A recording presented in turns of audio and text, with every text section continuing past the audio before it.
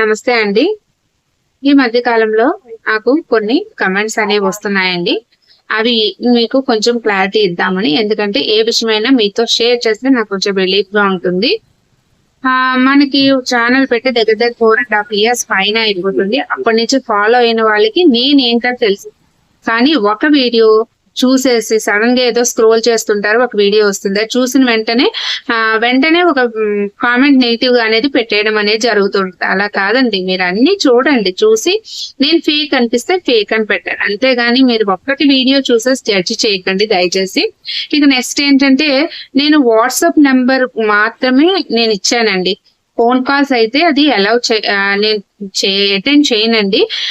Voice message కానీ message కానీ, ఎందుకంటే అన్ని పనులు నేనే చూసుకోవాలి, నాకు హెల్పర్స్ ఉండరు కాబట్టి నేను వాట్సాప్ మెసేజ్ మాత్రమే చేయమని చెప్తానండి.